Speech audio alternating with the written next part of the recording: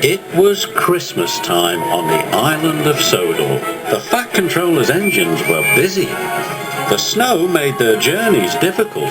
They had to work hard to deliver passengers and goods to their destinations on time. This made the engines feel very reliable.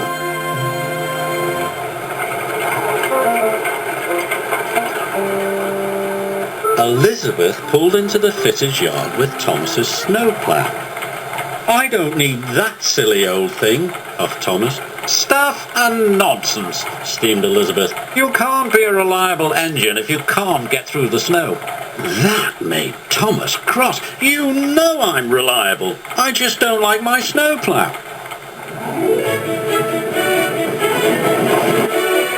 "Elizabeth is rude," Thomas chuffed, "and this snowplow makes my buffers ache." Later, Thomas saw the Fat Controller talking to Elizabeth. "The Sodor Pudding Factory is snowed in. Their Christmas puddings must get to the docks before the ship sails for the mainland." "Let me do the job." "I need you on your line. Besides, Elizabeth knows those roads well. She's very reliable." "I'm reliable too," huffed Thomas. "Apparently not reliable enough," Elizabeth chuffed. Now Thomas was crosser still. The snow was heavy, but Thomas arrived at every station right on time.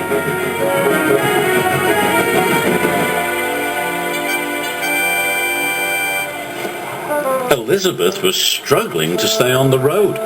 Her wheels did not like the slippery ice at all. When Thomas arrived at the docks to pick up Terence, he was surprised that Elizabeth had not returned. "The ship will miss the tide," said the dock manager, "and the children won't have their Christmas puddings. Thomas, go and look for Elizabeth at once." "Yes, sir," answered Thomas. "Perhaps Elizabeth isn't so reliable after all." At the pudding factory, Elizabeth was piled high with crates of Christmas puddings. "The Fat Controller's counting on me. I mustn't be late."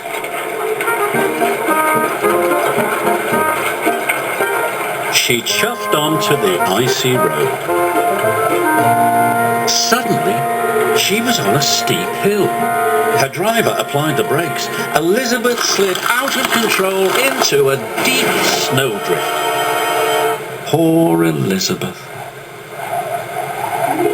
Thomas and Terence puffed through the swirling snow. They couldn't see Elizabeth anywhere. Soon they spotted her driver. He was standing by the level crossing. "Elizabeth is stuck under the snow," her driver explained. "I need help to dig her out." Terence rescued her in no time. "We'll have to hurry," said Thomas. "It wasn't your fault, Elizabeth. It's the slippery roads." Elizabeth felt much better.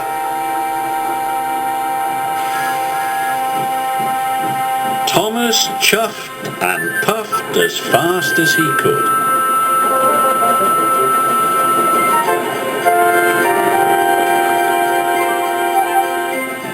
They reached the docks just in time. The Fat Controller was delighted to see the bakery crate and that Elizabeth was safe and well. "We'll get you unloaded immediately." "Now the children will have their Christmas puddings," said Thomas. "Well done," said the Fat Controller.